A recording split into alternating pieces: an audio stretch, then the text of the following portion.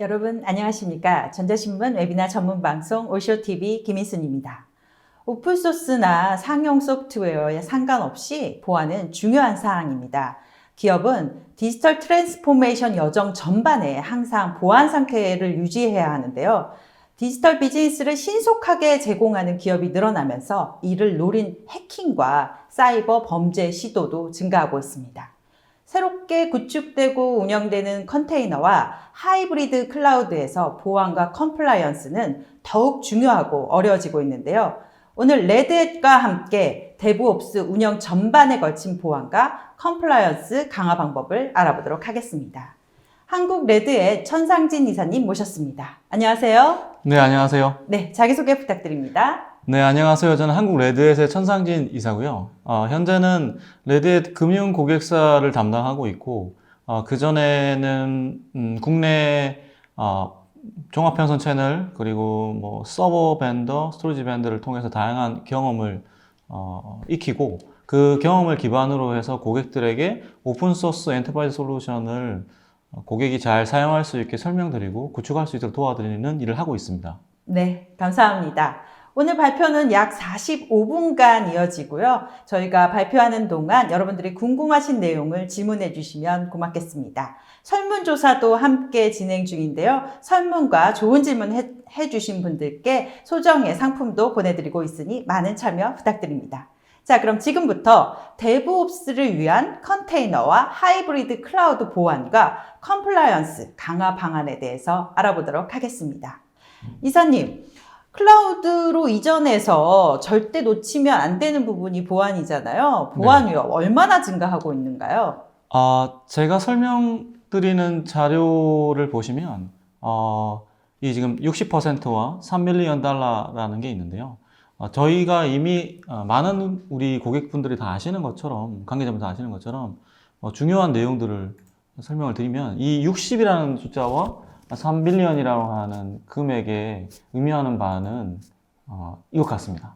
그러니까 이미 우리가 당하고 있는 대부분의 업무의 해킹들이 60% 이상이 쉬운 암호를 이용해서 당한 사례고요. 그리고 실제로 그러한 데이터 해킹을 통해서 총 피해액이 3밀리언 달러에 이른다는 거죠. 그러니까 결국에는 대부분의 이슈들은 아주 조그만한 취약점을 가지고 공격해오고 그 조그만한 것으로 인해서 굉장히 많은 돈을 잃고 있다는 얘기입니다. 우리가 이제 보안 체계를 구축할 때는 완벽하게 다 막으려고 노력을 굉장히 많이 하고 있으시잖아요. 실제로도 그렇게 노력을 많이 하시고. 근데 실제로 정말 100% 안정적인 순간은 하루에도 단지 몇 시간 정도밖에 안 된다는 게 대부분의 얘기가 있고요. 그리고 문제를 해결할 수 있는 방법을 찾는 것에서도 항상 가장 리스크가 작은 선택을 해야 된다는 거죠. 결국에는 하나의 시스템으로, 하나의 솔루션으로, 하나의 방어 체계로 다양한 위해 요소를 해결할 수는 없다는 게 그 핵심이고요. 최근에 또 데이터 유출이 굉장히 많이 있었고요. 그런 유출 사고에 대한 경험치들은 NSA, 미국에 있는 이제 시큐리티 에이전시 같은 경우에는 알려진 취약점에 대해서는 공격을 받지 않는다고 합니다. 왜냐하면 취약점이 있는 거 있으면 항상 먼저 고친다는 거죠. 그리고 2020년 올해 말에 발생하는 대부분의 문제 보안 사고들은 그 취약점을 이용한 것이 될 것이라고 얘기하고 있고요. 그리고 사고가 한번 터지면 굉장히 많은 시간이 걸리고 최소 한 달 이상이 걸린다는 거를 이제 이미 통계적으로 많이 나와 있습니다. 네, 그러면 실제 어떤 사고가 있었는지 한번 살펴보도록 할까요? 네. 2018년도에 굉장히 많은 분들이 메일을 받으셨고요. 전사적으로 어떤 호텔 체인에 접속해서 확인해 보라고 하는 얘기를 받았고, 저도 받았고. 네, 저도 받으셨어요? 피해자였습니다. 네네.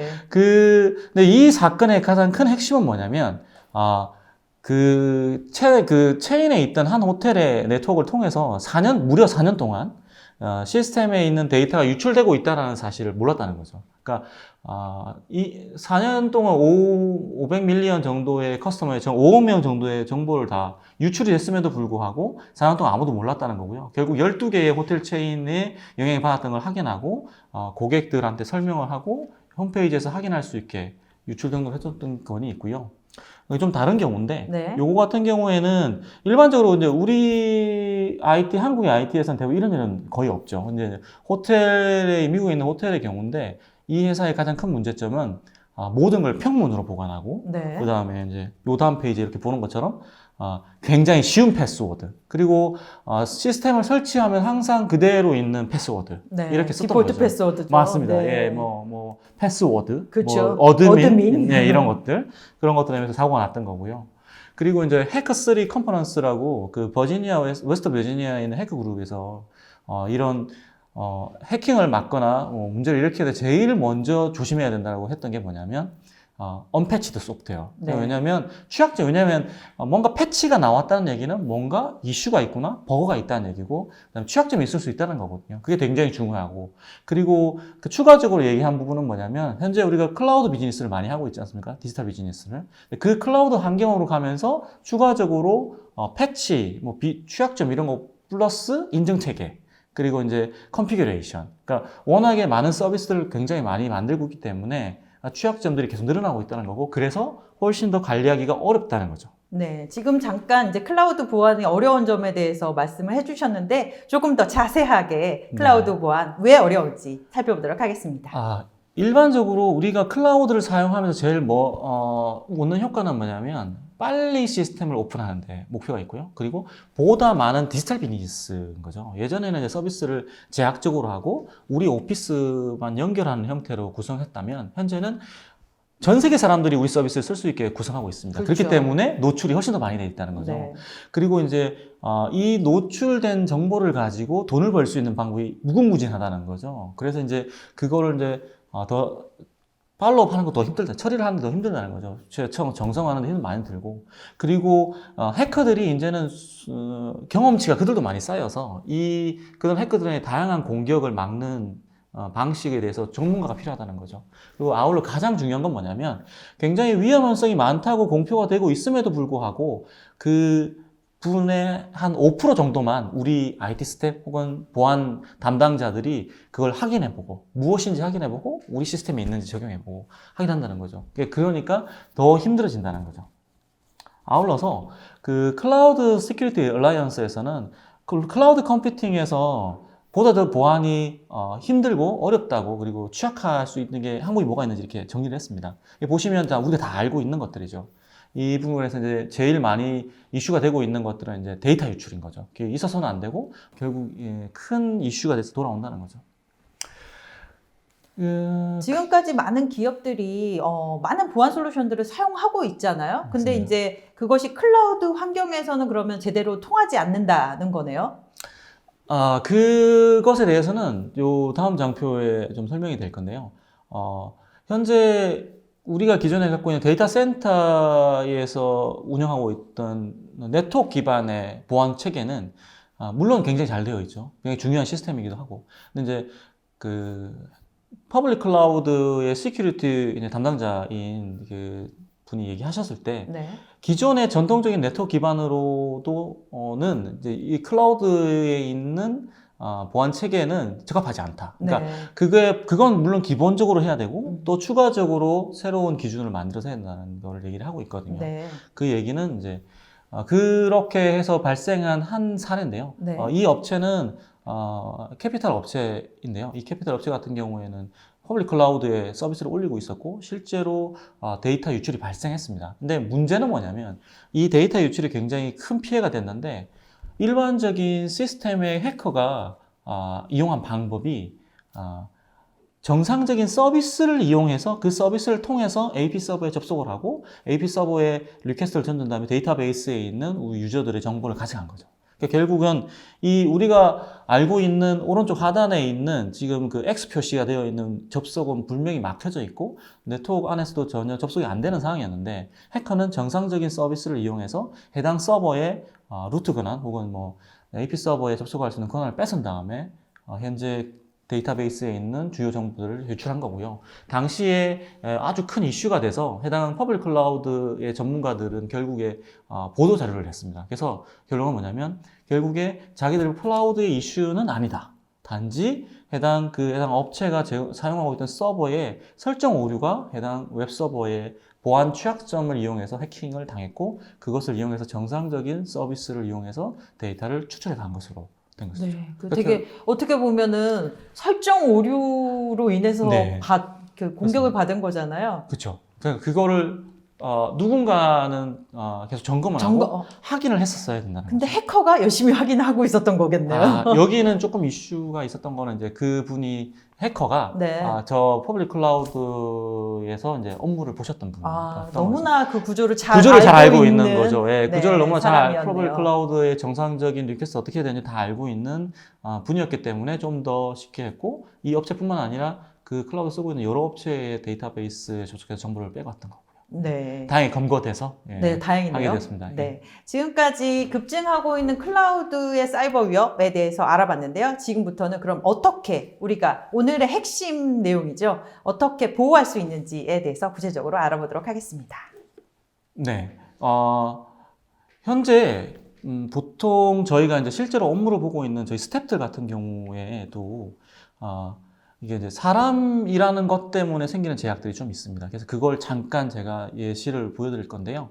다음 이 화면에 보시면 제가 동영상을 한 28초 정도 틀어드릴 텐데, 저기 흰색 옷을 입으신 분들이 있습니다. 흰색 옷을 입으신 분들이 있는데 세 사람이 있고요. 요 분들이 농구공을 패스를 할 겁니다. 그 패스를 몇 번 하는지를 세주시면 되게 좋을 것 같습니다. 네, 시작해 볼까요? 네. 한번. 세주십니까? 두 번. 예. 3번, 4번, 5번, 6번, 7번, 8번, 9번, 10번, 11번, 12번, 13. 제가 뭔가 네. 중간에 헷갈린 것 같기도 하고요. 예. 13번인가요? 네. 실제로 이 동영상은 저희가 틀어드린 이유는 농구공을 패스한 게 사실은 중요한 게 아니에요. 그래요? 전 네. 열심히 했는데 그래도. 네. 여기 보시면 가운데에 이상한 것이 있습니다. 보시면 고릴라가 있습니다. 고릴라가 언제 왔다 갔죠? 그렇죠. 이게 저희가 이제 사실 뭔가에 집중하고 있을 때는 그 똑같은 검은색으로 입은 옷을 입은 사람이 같이 패스를 하고 있는데 신경 쓰지 않는다는 거죠. 결국은 뭐냐면 우리가 IT 시스템에도 시큐리티가 한쪽으로 편향되어 있거나 혹은 또 취약점을 우리가 인식하지 못하는 환경일 때는 굉장히 위험할 수 있는 고릴라가 한번 나타나서 이렇게 가슴을 몇 번 치고 지나간 걸 못 본다는 거죠. 그러니까 결국엔 우리는 인프라 운영이 되었든 애플리케이션 데브옵스가 되었든 보안을 운영할 때는 일관되고 지속적인 사람이 인지하지 못할 수도 있는 것들을 다 챙겨줄 수 있는 자동화 시스템을 혹은 뭔가 통제 수단을 가지고 있어야 된다는 거죠. 그래서 현재 데브옵스나 혹은 클라우드 데이터 센터, 하이브리드 클라우드 센터를 관리하는 측면을 봤을 때는 이런 한 3가지 정도를 가지고 설명을 제가 할 예정입니다. 네. 그 첫 번째로 클라우드입니다. 이 화면에서 제일 중요한 물건은 뭘까요? 저기 아마존의 그 물류센터입니다. 물류창고 물류창고입니다. 네. 저 유명한 로봇이 있죠. 네, 맞습니다. 근데 로봇 쪽이나 뭐 RPA나 이런 데 관심이 많으신 분들은 저 밑에 오렌지색으로 있는 게 로봇이라는 걸 아시는데, 저는 처음 이 장표를 보고 왜 이런 이상한 정리가 안 된 걸 보여주냐라고 했는데, 아마존 같은 경우에는 아침에 일찍 오더를 하면 우리 지금 그 새벽 서비스? 네, 새벽 배송. 새벽 배송 같은 것처럼 당일날 받을 수 있는 시스템을 구현을 하고 있거든요. 네. 근데 그 시스템의 핵심은 뭐냐면 정확한 위치에 정확하게 컨베이어 벨트에 해당 장비를 옮기는 게 목표거든요. 그래서 이 물류센터는 우리가 지금 다 쓰고 있는 디지털 클라우드 시스템, 하이브리드 혹은 데이터 센터에 있는 클라우드고요. 지금 저 로봇은 시큐리티에 맞게 정해진 위치에 정확하게 우리 서비스가 잘 운영될 수 있게 자동화해야 된다는 거거든요. 네. 그래서 자동화가 굉장히 중요하다는 얘기고요. 더불어서 우리들의 데이터를 훔쳐가고 우리한테 해킹을 하는 해커들은 이미 벌써 그들은 자동화 솔루션을 쓰고 있죠. 그렇죠. 못해도 엑셀에 정리하는 것도 정리를 하는 것처럼. 그래서 우리가 그들을 잘 막으려면 그것만으로도 그들이 쓰고 있는 자동화 정도에 대응할 수 있는 자동화를 가져야 된다는 게 저의 생각이고요. 그것을 자동화하는 방식은 이제 인프라스트럭처와 애플리케이션 개발과 운영 환경이고요. 첫 번째는 전체 인프라스트럭처 다 관리하는 거를 앤스블을 쓰라는 거죠. 네. 앤스블 같은 경우에는 기존의 자동화 푸펫이나 뭐 슬랙 같은 솔트 같은 데 대비 좀 프로그램 랭귀지처럼 되어 있지 않기 때문에 기존에 좀 그런 프로그래밍에 좀 힘들어하는 보안 담당관이나 운영하는 운영 담당들이 쉽게 쓰실 수 있고 개발자들은 더 쉽게 쓸 수 있는 거죠. 그래서 그 앤스블이라는 툴을 이용해서 취약점을 점검하고 그 다음에 어떤 문제가 있는지 확인하고 그리고 그거를 어떻게 바꿀 건지 잘 수정할 건지 이런 하는 거를 할 수 있다라는 거죠. 근데 이것을 하나로 다 할 수 있느냐는 아니고요. 레드햇 같은 경우에는 이제 세틀라이트나 인사이트, 앤스블. 그러니까 결국에는 인사이트까지는 이제 문제가 뭔지 인식하는 단계입니다. 왜냐하면 무슨 문제가 있는지 인식을 하지 못하면 해결할 수 없거든요. 그렇죠. 또 원인이 뭔지 모르면 어떻게 해야 될지. 그러니까 실제로 우리가 장애가 생겼다는 얘기는 알 수 있지만 원인은 찾는데 되게 목표를 하잖아요. 그렇죠. 왜냐하면 원인을 알아야지만 원인을 해결해야 다음에 안 생기고 네. 그걸 방지할 수 있으니까요. 그러니까 레드햇 같은 경우는 세틀라이트, 인사이트, 앤스블을 통해서 인사이트까지는 원인과 그리고 얘가 뭔가를 분석하는 게 아니라 알려진 리스트를 쭉 땡겨와서 비교하는 거죠. 그리고 나서는 문제점을 파악하고 그것을 어떻게 바꿀 건지를 앤스블 플레이북을 제공해서 앤스블 플레이북을 실행하는 것만으로도 문제를 해결할 수 있게 된다는 거죠. 그래서 이거는 이제 레드햇 스마트 매니지먼트라고 하는 패키지에 포함되어 있는데요. 결국에는 우리가 해야 되는 것 제일 핵심은 우리가 뭔가 새로운 것을 방어해내는 게 아니라 최소한 해커들이 이용하는 취약점들을 우리 시스템에다가 비추어서 적용해서 그게 취약한지 아닌지를 확인하게 도와준다는 거죠. 그럼 인식하게 되면 바꿀지 말지 어떻게 보호되고 있는지를 우리가 선택할 수 있다는 거죠. 그거는 우리가 리스크가 보호할 것인지 아니면 다른 방안을 찾을 것인지를 선택할 수 있기 때문에 제일 중요한 건 인식하는 게 제일 중요하고 그 인식하는 방식이 능동적으로 인사이트를 구성한다는 게 목표인 거고요. 보시면 이제 이건 예제입니다. 보시면 이렇게 푸른색으로 CV라고 이렇게 적혀 있습니다. 보시면 2년 전에 이미 취약점이 분석되었고 이게 확인이 된 겁니다. 우리 시스템에. 알려진 취약점이죠. 맞습니다. 알려진 취약점을 비교해 보니까 우리 시스템에 문제가 있어요. 라고 눈으로 보여주는 레포트를 2년 전 취약점인데 맞습니다. 아직도 남아있는 거죠. 왜냐하면 우리 시스템이 3년 전에 구축한 걸 수도 있으니까요. 그렇죠. 그래서 보시면 맨 오른쪽에 앤스블이라고 이렇게 체크된 데가 있거든요.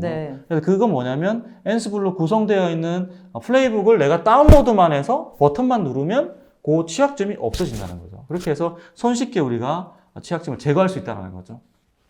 그래서 이제 저희 같은 경우는 이 인사이트라고 하는 취약점을 점검해주는 툴을 레드 리눅스를 구매하시면 같이 번들로 제공하고 있다는 게 이제 저희가 레드 8부터 8 버전부터 제공하고 있습니다. 이렇게 취약점을 제거할 수 있고요.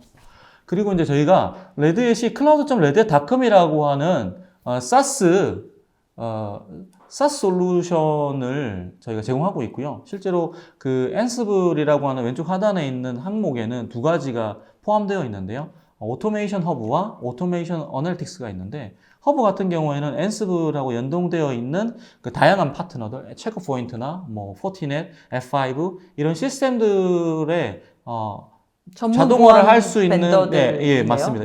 벤더들의 컬렉션을 제공하고 있고요. 어널틱스 같은 경우에는 밑에 하단에 그 그래프 같은 것처럼 실제로 어느 부서의 언어 인력들이 앤스블을 얼마나 쓰고 있는지 잘 적용하고 있는지 등을 보실 수 있게 SaaS로 제공해드리고 있습니다. 그리고 이제 보시는 것처럼 이렇게 다양한 사이버 시큐리티 솔루션들이 굉장히 많이 있지 않습니까? 그렇죠. 그리고 레드햇은 앤서블을 통해서 그런 다양한 솔루션들을 인티그레이션 할 수 있게 컨피그레이션을 하고 그 다음에 관리하실 수가 있는 거죠. 그럼 앤서블이 SIEM이라든지 IDS, IPS, 방화벽 이런 것들을 다 한꺼번에 관리를 해줄 수 있다는 거네요? 정확하게는 이제 우리가 한국 스타일의 대시보드 형태를 구축하는 게 아니고요. 그것을 이제 통제할 수 있는 거죠. 뭔가 작업을 시킨다거나 혹은 일관된 명령어 플레이 리스트를 만든 다음에 그 플레이북을 실행시켜서 걔가 제대로 리턴을 해왔는지. 그러니까 왜냐면 이게 보냈는데 됐는지 안 됐는지 알 수 없으면 통제할 수 없지 않습니까? 그런 것처럼 그렇게 할 수도 있고 이렇게 주요한 파트너들, 그러니까 요 업체들은 최소한 엔시블하고 서티가 되어 있어서 요 제품을 쓰고 계신다면 엔시블을 가지고 그 장비의 뭐 포트의 설정을 바꾼다든지 방화벽 정책을 추가한다든지 혹은 뭐 로고를 바꾼다든지 아니면 로고 추적할 때 로고를 써서 뭔가 작업을 할 수 있다든지 이렇게 하실 수가 있는 거죠. 네, 주요 글로벌 벤더는 거의 다 되어 있네요. 맞습니다. 네. 네, 그리고 이제 이 엔시블 세미나를 이렇게 많은 분들이 관심 있어 하시기도 하고요. 여기 보시면 중 오른쪽에 보시면 이제 다양한 이런 밴드들이 엔시블과 서티를 맺고 엔시블이 CLI처럼 마치 API를 통해서 통제하실 수 있는 거죠. 네, 지금까지 이제 앤서블 인티그레이션을 통한 보안의 방법을 살펴봤는데요. 지금부터는 이제 데브옵스 환경을 맞습니다. 보호하는 방법에 대해서 맞습니다. 알아보도록 하겠습니다. 이제 우리 시큐리티 IT 스텝들이 원래는 우리가 갖고 있는 정보화 룰만 가지고 적용을 했었는데 그게 사실은 전통적인 방법이었던 거고요. 근데 새로운 데브옵스 환경에서는 이 디지털 비즈니스에서 지속적으로 계속 변화가 발생하거든요. 쿠팡이나 아마존 같은 경우에는 하루에도 해당 그 웹페이지가 수시로 새로운 버전이 변경이 되고요. 예, 네. 조건이 바뀌면. 그 말은 뭐냐면 그 새로운 서비스가 딜리버리 됐을 때 보안적으로 안전하냐라는 거를 우리가 보안팀이 매번 뛰어가서 맞출 수 없다는 거죠. 그래서 그것을 처음에 빌드, 런하고 매니징하고 마지막 디자인하고 다시 이 피드백이 도는 중간에 다 같이 해야 된다라고 하는 게 지금의 추세인 거고 네. 그렇게 해서 요즘에 좀 유행하는 말이 데브옵스의 시큐리티 대신 데브섹옵스 혹은 섹데브옵스 네. 이렇게 용어를 많이 쓰고 계시죠. 지금 많은 개발자들이 이제 데브옵스에 적응하기 시작하셨는데 이제 맞습니다. 거기에 플러스 네. 데브섹옵스를 해야 되는 상황이네요. 맞- 보안을 신경 쓰면서. 맞습니다. 왜냐하면 결국에 마지막 고객이 우리 서비스를 쓰고 우리의 워크로드를 구성할 때 결국엔 시큐리티가 빠지면 앞서 우리가 사례에 나왔던 것처럼 굉장히 회사에 큰 불명예와 그리고 비용적으로도 되게 이슈가 많이 발생하는 상황이 수 있죠. 되거든요. 네. 그래서 결국에는 데브옵스 플러스 시큐리티가 더하게 되게 된 거고 그것을 이제는 개발자도 인식해야 되고 우리 시큐리티 전문가는 조금 더 개발자들의 얘기 그런 부분을 더 강조해야 되고 오퍼레이션 팀에도 또 강조해야 되는 상황인 거죠.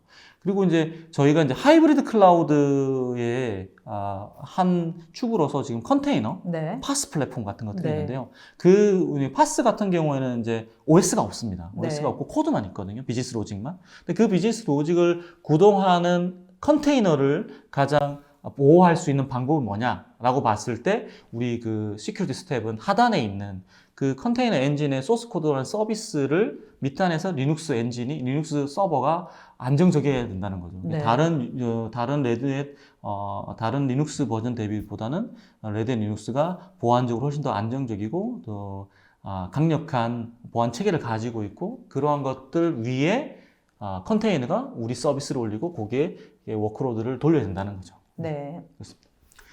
컨테이너 플랫폼 같은 경우에 이제 레드햇에 있는 오픈시프트라는 제품은 기본적으로 레드햇 OS 기반으로 해서 다양한 보안 체계와 알베 기반 그리고 네임스페이스 그리고 로깅이나 모니터링을 직접 쓰실 수 있게 배포적시 쓰실 수 있는 환경으로 제공해 드릴 수가 있는 게 핵심이고요. 데브옵스에 있어서 컨테이너를 제외하고는 이제 얘기할 수 없는 상황이 된 거죠. 그렇죠. 네, 기존에도 에자일이나 마이크로 서비스나 데브옵스 같은 것들이 굉장히 오랫동안 학문적으로도 SOA나 이런 것들이 네. 있었는데 결국에 지금은 이게 더 갑자기 2, 3년 사이에 각광받는 이유는 그것을 빠르게 서비스를 만들 수 있는 컨테이너 플랫폼, 도커 기반, 도커. 도커 엔진 기반으로 됐기 때문이고 그런 걸 결국에는 컨테이너에 실제 우리 업무를 올릴 수 있냐 없냐를 결정짓는 건 보안상 문제가 없느냐, 그렇죠. 안정적으로 진행할 수 있느냐라는 게 되게 큰 이슈이기 때문에 많이 보셔야 된다는 거죠. 그리고 우리가 데브옵스에서는 개발자들이 만든 코드와 라이브러리만 아키텍처 구성되어 있거든요. 네. 근데 그런 것들 밑에 있는 주요 패키지들이 얼마나 안정적인 이미냐. 우리가 도커 허브에서 이미지를 받아와서 쓴다면 거기에 누군가 우리 회사에 뭔가 해킹을 하기 위해서 심어놨을 수 있지 않습니까? 실제로도 그런 일이 있었죠.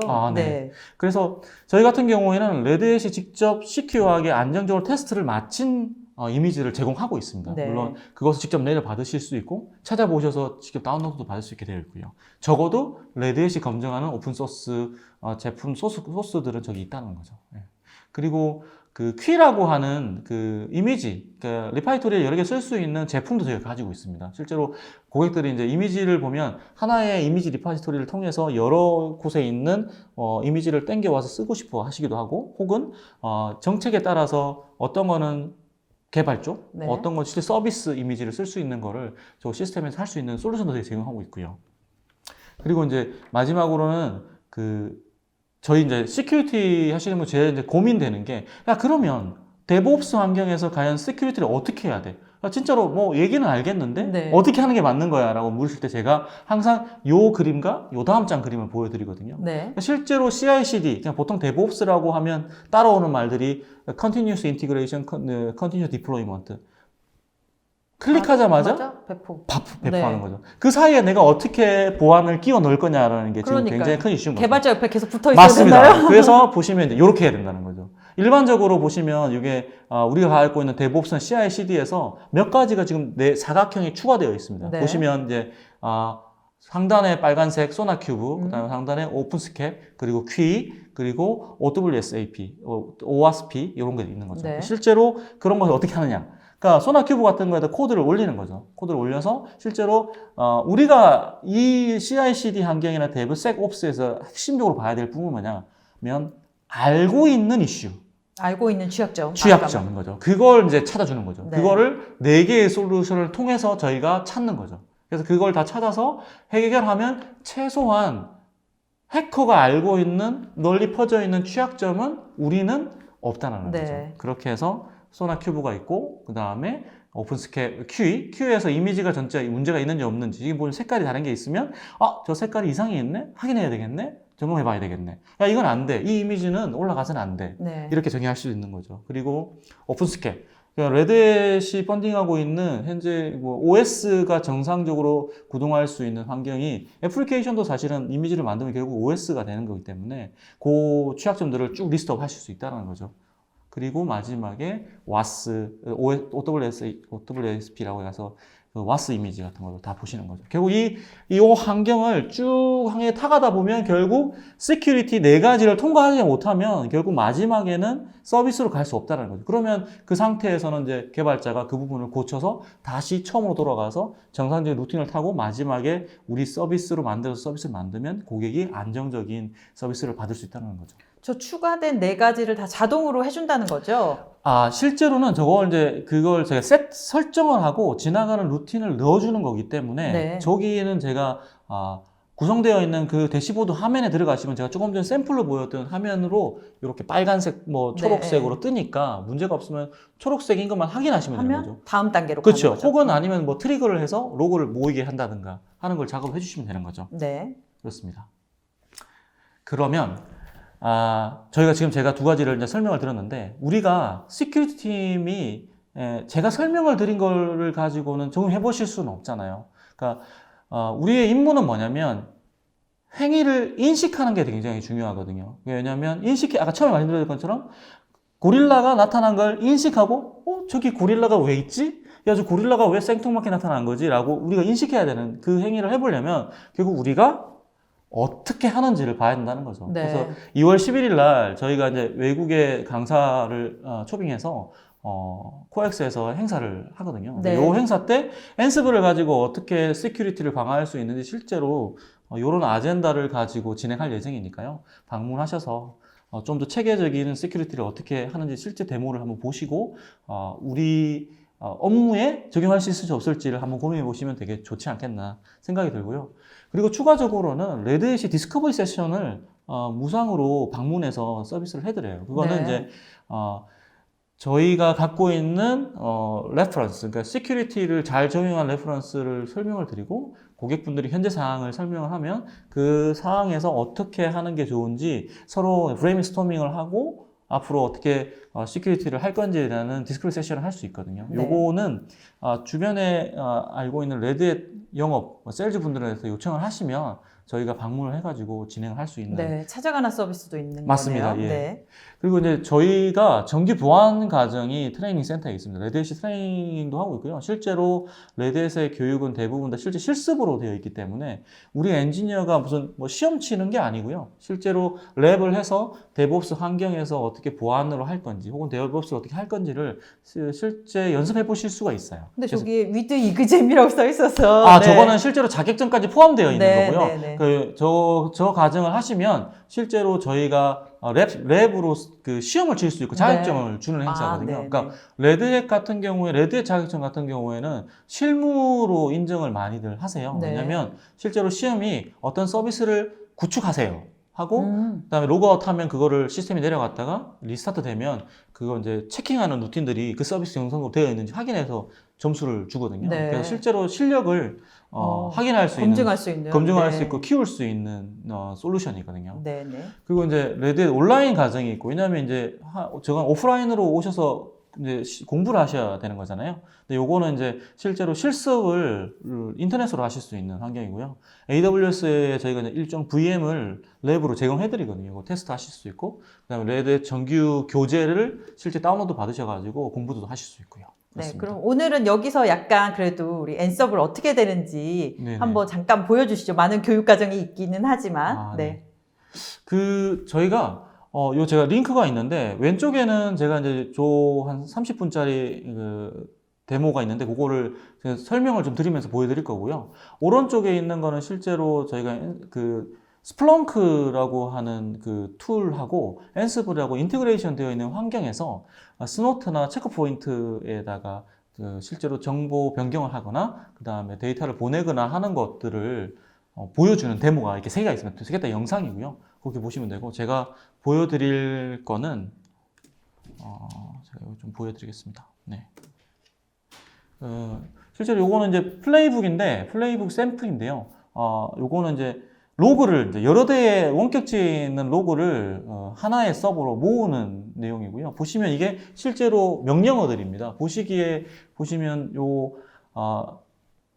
얀 파일 제이슨 파일 형태로 되어 있고요. 요게 이제 그 로그 위치를 레지스트한 다음에 서버를 이렇게 쭉 당겨오게 되어 있습니다. 그래서 요거를 보시면 우리가 쉽게 요거 플레이를 해볼 수 있다. 요 정도는 뭐 개발자가 아니어도 우리 이제 운영하시는 분들이 쉽게 하실 수 있다는 거거든요. 네. 보시면 그 앤스블은 두 가지로 실제 작업을 해보실 수가 있는데, 하나는 CLI를 통해서 지금 요 보여지는 것처럼 커맨드 라인으로 이렇게 구동을 해보실 수 있어요. 지금 보여주시는 것처럼 요 데모 시행하시는 분이 조금 전에 제가 보여드린 그 화면의 내용을 이제 플레이북을 보여주는 거고요. 저걸 이렇게 작성하시면 되고, 우리가 요 플레이북을 그럼 우리가 맨날 만들어야 돼? 라고 생각할 수 있는데, 앤스블의 장점은 뭐냐면 이 플레이북을 다들 공유를 하고 있습니다. 그래서 요 보시면 알겠지만 호스트 네임에 우리가 IP가 없습니다. 요 지금 로고가 이렇게 받고 있는 거고요. IP가 없는 것처럼 다른 사람들한테 공유를 해도 우리 회사 내부의 IP나 어떤 호스트의 정보가 다 공유되는 게 아니고 어떤 일을 하는 액션 아이템들이 정해져 있거든요. 그 액션 아이템들을 그 플레이북을 공개되어 있는 걸 받아서 우리 회사에 적용하시고, 앤서블 컨피그레이션 파일에다 있는 호스트 정보만 IP로 바꿔 놓으시면 우리가 원하는 작업을 언제나 하실 수 있는 거죠. 지금 이제 CLI로 한 걸 보여드린 거고요. 요 다음번에는 저희가 타워. 그러니까 앤서블은 그 CLI라는 엔진하고 실제로 GUI 환경이나 플레이북들을 추적하고 로깅할 수 있는 그 GUI 환경을 제공을 해드리고 있고요. 요거는 이제 앤서블 타워를 이용해서 조금 전에 보여줬던 그 여러 대 서버에서 로그를 모으는 거를 지금 보여드릴 거고요. 요거는 이제 애저 환경에서 진행을 하는데 패스워드를 넣고 있네요.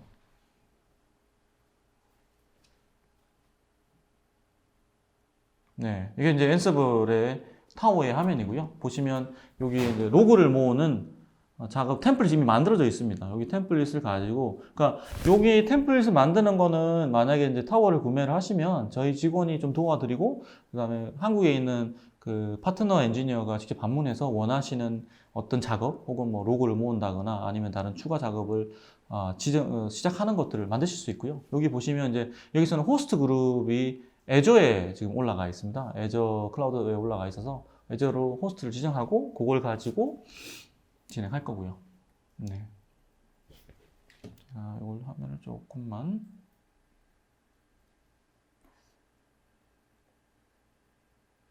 조금 느려서요. 여기 보시면 밑에 이제 하고 런치를 할 겁니다. 예. 이렇게 되면 이제 왼쪽에 지금 이게 화면이 플레이가 되고 있는 거고요.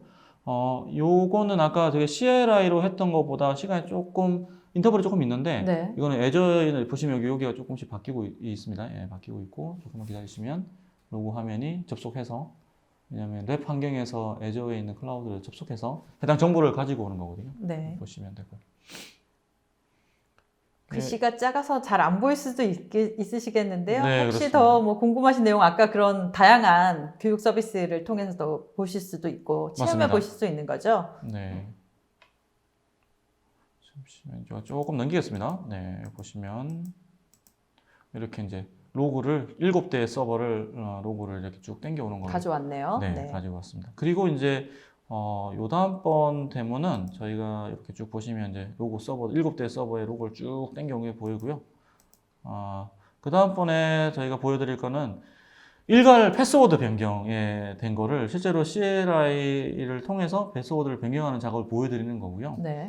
여기서 보시면 이게 이제 요 구문이 실제 플레이북이고 이렇게 네. 간단하게 8줄 정도의 작업을 하고 이 작성을 한 거를 가지고 내가 패스워드를 쉽게 바꾸실 수 있는 게 간단하다는 거죠. 그리고 우리가 일일이 로그인해 가지고 바꾸다 보면 패스워드를 잘못 치는 경우도 있잖아요. 그렇죠. 그런 거가 아예 발생하지 않는다는 거죠. 네. 그리고 이제 우려하실 수도 있지만 이게 뭐 만약에 문제가 될 소지가 있지 않냐라고 하지만 실제로 통신은 다 SSH로 되어 있고요. 그 다음에 암호화돼서 통신 구간의 네트워크에서는 다 뭐 평문 처리가 아니고 그 다음에 저희가 엔스블 같은 경우에는 해당 로컬에서 파이썬으로 코드를 컨버팅한 다음에 파이썬 실행 파일을 그쪽 그 원격지에 보내거든요. 원격지에 파이썬만 깔려 있으면 이런 작업을 하실 수 있고요. 그리고 유닉스가 됐든 맥, 유니스, 그리고 윈도우즈 같은 경우도 윈도우즈 같은 경우는 파워쉘을 쓰기 때문에 파이썬이랑 파워쉘만 있으면 우리가 갖고 있는 모든 시스템들을 다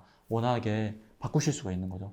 지금 보시면 이제 패스워드를 바꾸는 거를 하고 있고요. 실제로 맨 마지막에 여기 보시면 이제 new root 패스워드라고 해가지고 여기서는 이제 평문으로 저희가 치지만 실제로 얘가 액션을 할 때는 암호화돼서 간 다음에 해당 패스워드를 바꾸게 되어 있습니다. 네. 보시면 이제 CLI로 이렇게 구성을 쭉 하는 거고요. 이렇게 해서 이제 끝났습니다. 근데 이제 그러면 또 저희가 타워에서 GUI에서 한번 보여드리겠습니다. 네. 네. GUI는 금방 되나 보네요. 네. 자, 이 GUI에서 이제 다시 아까 이제 그 화면에 들어갔고요.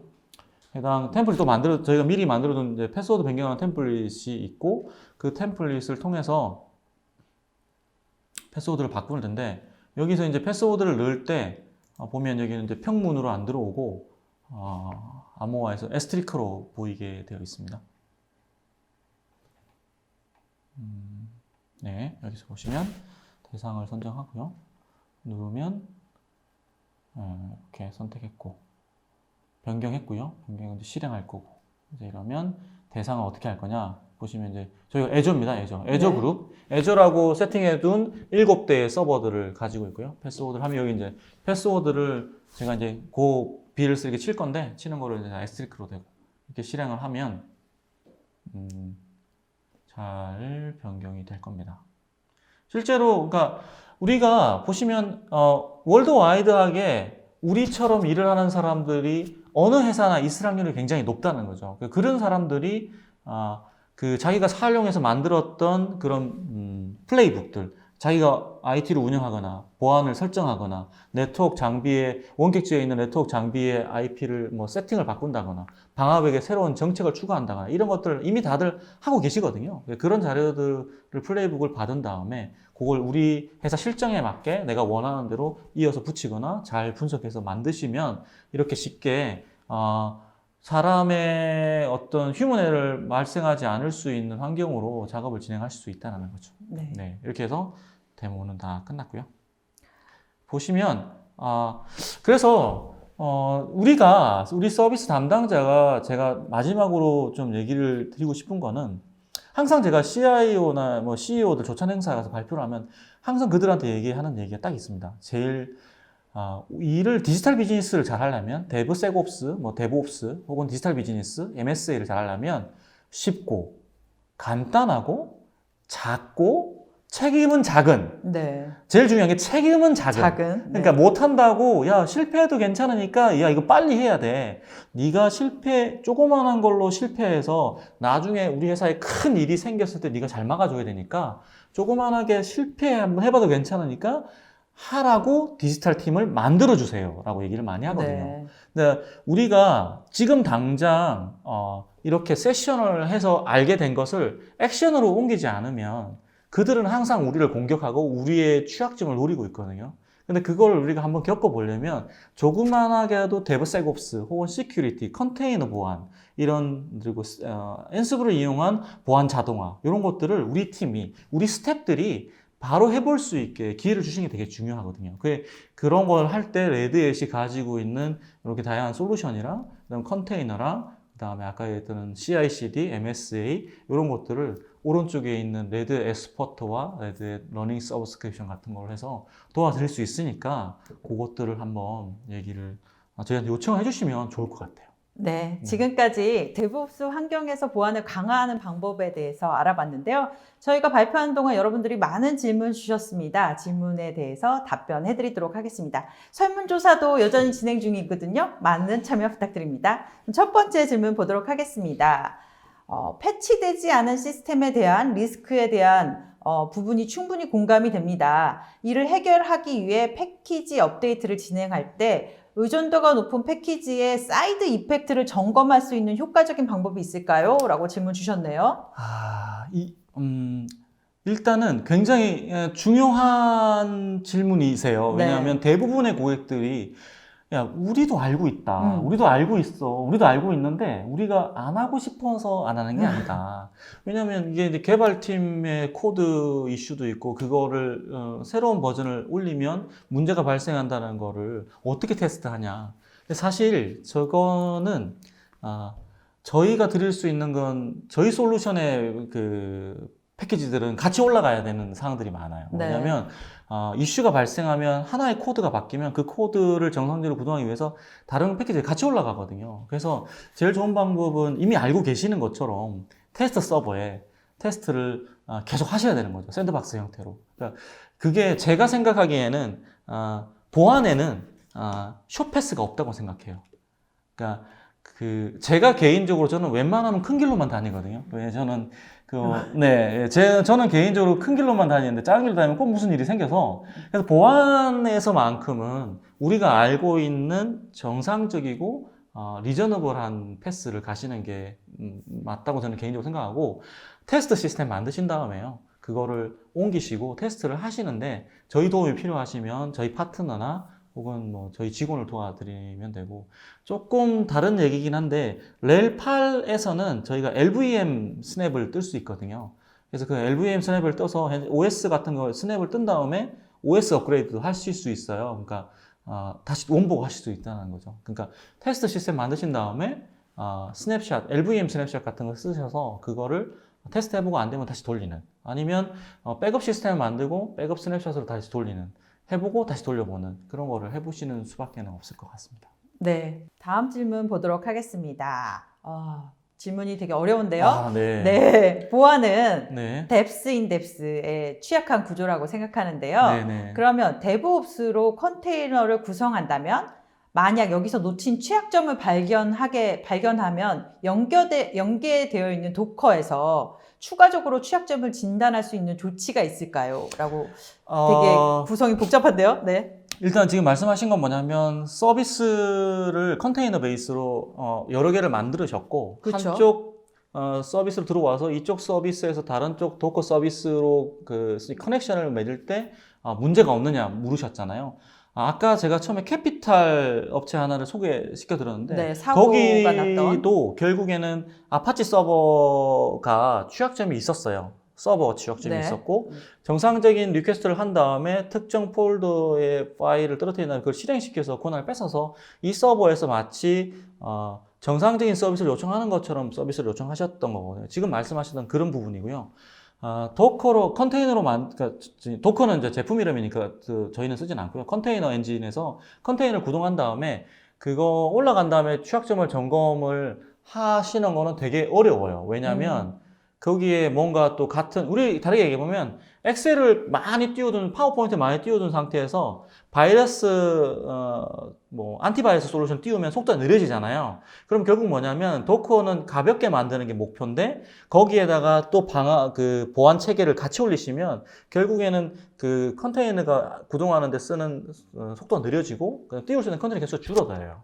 결국에는 기존에 우리가 리가시 시스템 썼던 거랑 똑같은 방식이기 때문에 권해드리지 않고요. 도커는 라이브러리랑 코드만 가지고 있기 때문에 아까 제가 그 CI/CD에 보여드린 그 체계가 있어요. 그 체계. 거기 보시면 제가 4가지로 소나큐브랑 퀴랑 오픈스캡이랑 네. 와스프랑 썼잖아요. 네. 이렇게 4개가 가지고 4개 정도가 체킹하고 있는 취약점을 통과하는 거라면 그건 어쩔 수 없다고 생각해요. 네, 그렇게 그거는, 구성하셔야 될 것 같아요. 알려지지 않은 취약점이 그렇습니다. 있을 예, 수 그건 있을 것 취약점이라고 하는 거는 그거는 새롭게 만들어진 거니까 그거는 이제 여기에 데이터베이스가 업데이트 되면 이 4개가 아마 걸러내 주지 않을까 싶습니다. 개인적으로는. 네, 다음 질문 보도록 하겠습니다. 컨테이너 기반에서 자동화된 CI/CD가 이루어질 때 인프라 측면에서는 개발자들의 변경되는 코드와 설정을 매번 확인하기가 쉽지 않습니다. 이러한 변경 사항들을 모니터링하거나 잘못 설정을 탐지할 방법이 있을까요? 저희 제품을 쓰시면 되고요. 네.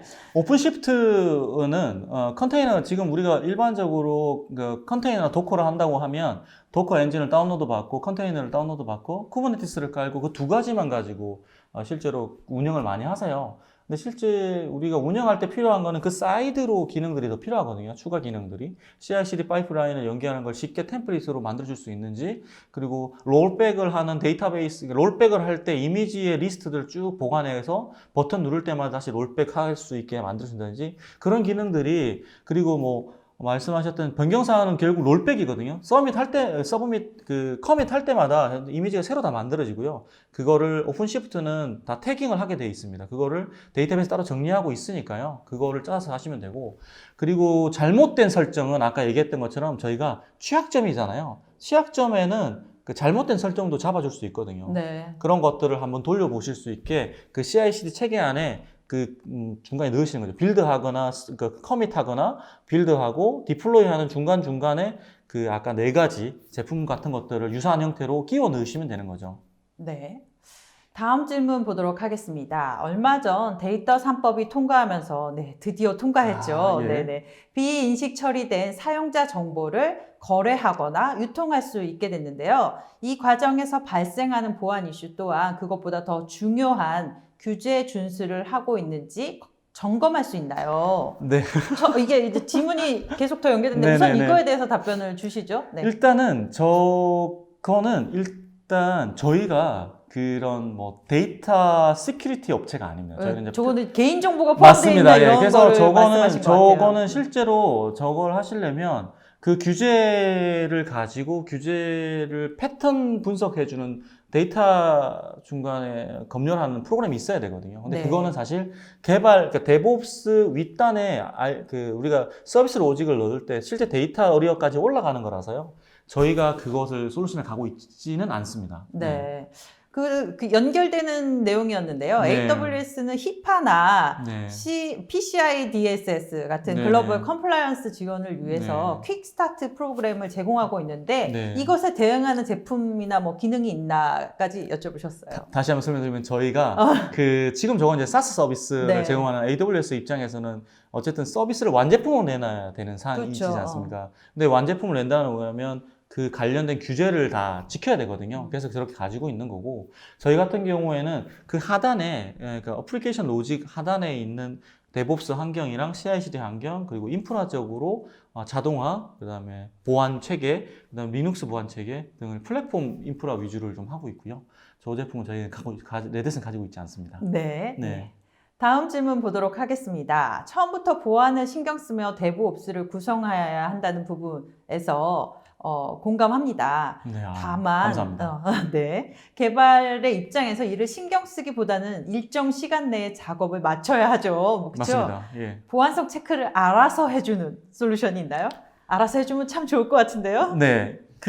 지금 저희가 이제 데브옵스 환경에서 제일 중요하게 생각하는 건 뭐냐면, 사실은 우리 경쟁사보다 빨리 규제나 그다음에 고객한테 메리트가 있는 상품성을 넣어서 서비스로 만드는 게 목표거든요. 네. 그래서 디지털 비즈니스를 많이 하자라고 하는 건데, 그럴 때 제가 계속 말씀드렸던 것 중에 하나는 빌드할 때 혹은 디플로이 할 때 그걸 넣으셔야 된다는 거죠. 저희가 CI/CD 환경에 아까 얘기했던 소나큐브나 오픈스캡이나 와스프 같은 거를 중간에 넣어서 거기다가 제품을 넣어서 알고 있는 취약점 정도는 체킹할 수 있다는 거죠. 근데 로지컬하게 생긴 거는 저희가 알 수가 없는 거죠. 일반적으로 알려진 취약성을 방지하는 것도 되게 중요하거든요. 그 정도에서는 솔루션이 따로 있지는 않습니다. 예. 그러면은 지금 그 개발자가 지금 말씀하신 네 가지를 이제 클릭해서 어쨌든 네.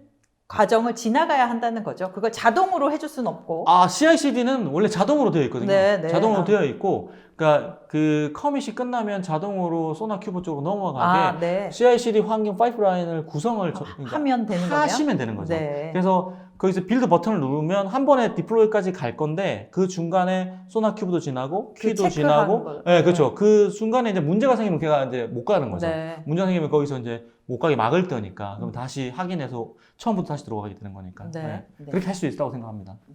다음 질문 보도록 하겠습니다. 혹시 서로 다른 개발 플랫폼이나 환경에서도 보안성 체크가 원활하게 수행할 수 있는지 질문하셨네요. 요거는 이제 플랫폼이 여러 가지가 있는데, 저게 만약 프레임워크이라고 하시면, 프레임워크 내부에 있어야 되고요.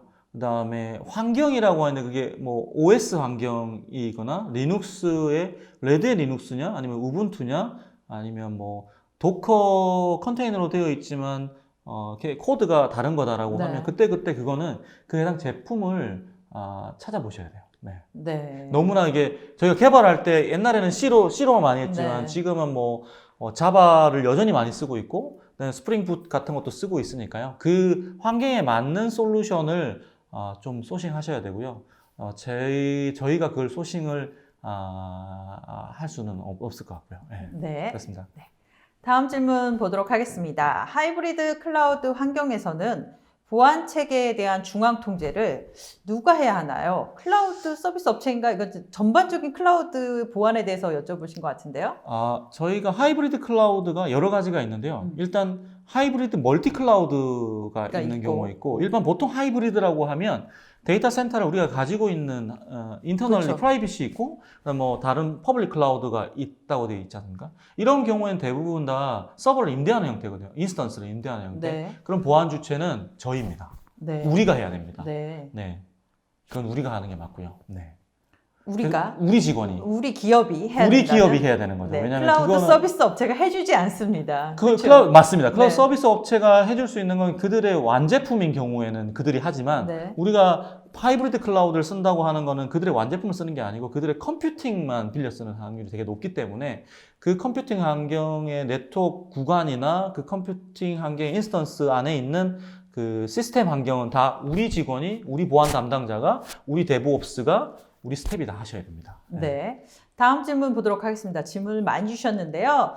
보안 자동화는 자체 AI 기반으로 기능이 동작하나요? 사용자용 자동화 모듈 같은 것을 추가할 수 있나요? 이렇게 질문 네. 주셨네요. 저거는 이제 AI 기반으로 오토메이션에서 인식해서 뭔가 뭐 시리나 혹은 이 AI 위주로 동작하느냐고 물으셨는데요. 저거는 그렇지 않습니다. 네. 그건 저희가 고객 환경을, 우리 직원이 서비스 로직을 잘 아는 직원이라, 그리고 제품을 잘 알거나 자동화 전략을 짤 수 있는 전문가가 와서 같이 우리 환경에 맞는 걸 만드셔야 되고요. 그걸 관리는 우리 직원이 하셔야 될 확률이 높습니다. 네.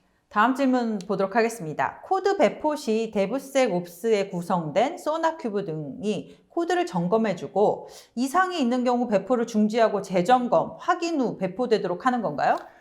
비슷한데요. 네. 그거는 이제 실제로 저희 이제 이 솔루션은 제가 아까 그 다이어그램이 완제품으로 있는 게 아니고요. 그렇게 프로세스를 만드셔야 되고요. 네. 그거는 저기서 만약에 재점검 중지를 트리거 하시는 거를 구성을 하셔야 돼요. 그거는 이제 저희 솔루션에 조금 뭐 에디셔널리 뭐 추가하시거나 혹은 저희 제품이 아니라고 하시면 본인이 가지고 있는 CI/CD 환경에서 소나큐브 프로세스 넘어오고 다음 프로세스 넘어가는 환경에 트리거 시켜서 멈추시거나 혹은 마지막까지 가게 할 때 그걸 확인하는 루틴을 넣으셔야 돼요.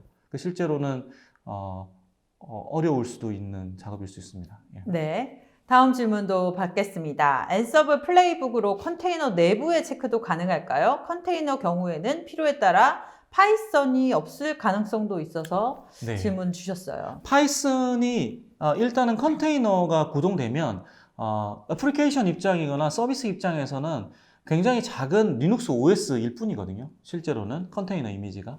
그 상태에서 SSH 로그인이 원활하게 됩니다. 그러니까 앤서블은 접속하는 방식이 두 가지가 있는데요. 아주 효율성이 좋은 방식은 파이썬으로 코드를 빌드한 다음에 빌드를 파일로 보낸 다음에 파이썬을 이용해서 수행하는 방식이 있고요. SSH로 접속할 수 있게 하실 수 있습니다. 그래서 만약에 파이썬이 없다고 하면 SSH로 접속하는 형태로 구동을 하셔야 되는데 이 경우에는 스크립팅이 예전에 우리가 기존에 써왔던 스크립팅 형태로 진행을 하셔야 될 수도 있습니다. 네, 마지막 질문 받겠습니다. 실제 큰 기업에서 보안에 대해 업무 분장이 되어 있는 경우가 아닌 경우 보안 관리하기가 너무 어렵습니다. 저희도 외부 보안 관제를 하고 있는데 DevOps를 활용해서 운영하는 방법에 대해서 좀 알려주십시오 하셨네요. 네, 이거 굉장히 어려운 얘기인데요. 네. 이 얘기는 사실은 DevSecOps 이 내용이 오기 전에 우리가 계속해서 이제 시큐리티 쪽은 지금 이제 이렇게 스쿼드 팀에 대한 팀별로 운영하는 거에 대해서 컨선이 있으시지만 사실 DevOps는 한 2, 3년 전부터 하나의 서비스, 마이크로 서비스 아키텍처 때문에 하나의 서비스에 한 6명, 5명, 6명 정도의 팀이 한 팀이 돼서 개발도 하고 운영도 하고 유지 보수도 하고 다시 돌아가서 개발하고 하는 이 루프 라이프 사이클 형태를 계속 했었거든요. 거기에 시큐리티가 들어간 거거든요. 네. 그러니까 결국은 뭐냐면 DevSecOps는 뭐냐면 우리 한 팀이 시큐리티 전문가가 지금 현재는 부서가 분장이 되어 있어요. 시큐리티 전문 있죠. 부서가 네. 있어요. 근데 DevSecOps의 핵심 가치는 이 시큐리티 업무가 DevOps 안으로 들어가는 거거든요. 그럼 그러니까 같은 팀이 되어야 되겠네요? 근데 당장 그렇게는 될 수 없기 네. 때문에 제일 좋은 방법은 DevSecOps가 연동될 수 있는 환경으로 좀 드라이브를 하고 DevOps, 그러니까 실제로 DevOps 분들이 시큐리티를 해야 된다, 이게 필요하다, 거쳐야 되는 단계이다. 왜냐하면 외부에서 보호해 주시는 방법이 끊임없이 보호해야 된다는 인식을 같이 해야 되는 상황이거든요. 그래서 쉽지만은 않은 거긴 하지만 기본적으로는 디지털 비즈니스 혹은 지금 현재의 우리 시장 상황에서는 남보다 안정적이고 빠르게 제품을 내놓는 게, 서비스를 내놓는 게 앞으로의 핵심 가치거든요. 그러기 위해서는 우리 전문적으로 쪼개져 있는 시큐리티 사람들이 DevOps 안으로 들어가거나 혹은 대부 개발팀의 일부 인발부를 초기에서부터 마지막까지 뭐 인력이 자기 매일매일 타임에 20-30%씩 인발부해서 원래 이게 프로젝트를 할 때 뭐 맨먼스를 하지만 데디케이트도 있지만 필요할 때 들어와서 맨먼스를 3분의 1, 2분의 1, 뭐 20-30%까지 해서 프로젝트를 하거든요. 네. 그러니까 우리가 하고 있는 항시 노멀 평시 업무가 이제는 그런 형태로 가야 된다는 상황이 된 거거든요. 네. 그러니까 시큐리티가 그만큼 중요하기 때문에 DevOps가 DevSecOps가 되게끔 가이드를 해주시는 게, 그리고 이런 내용들은 사실은 실무자보다는 CIO나 아니면 CISO가 그것을 가이드를 주고 주기적으로 DevSecOps로 발전되게 조금 독려해야 되지 않을까 개인적으로 생각합니다. 네, 천 이사님 긴 시간 동안 고생 많이 하셨는데요. 소감 한 말씀 부탁드립니다. 좋은 세미나를 하게 돼서 되게 즐거웠고요. 사실 저희가 원하는 바는 고객이 디지털 비즈니스에서 꾸준하게 비즈니스를 계속 하실 수 있게 진행하는 거를 도와드리고 싶은 게 사실이고요. 그리고 저희가 좀 찾아뵙고 이런 얘기를 좀 더 드리고, 우리 현업들이 시큐리티까지 데브옵스가 아니라 컨테이너, MSA, 에자일 플러스 해서 시큐리티까지 되게 중요한 한 요소로 생각하고 전체 비즈니스를 같이 갈 수 있게 좀 바뀌었으면 하는 마음이 좀 더 생기는 하루인 것 같습니다. 네, 감사합니다. 지금까지 데브옵스를 위한 컨테이너와 하이브리드 클라우드 보안과 컴플라이언스 강화 방안을 알아봤습니다. 오늘 오쇼TV는 여기까지입니다. 시청해주신 여러분 감사합니다.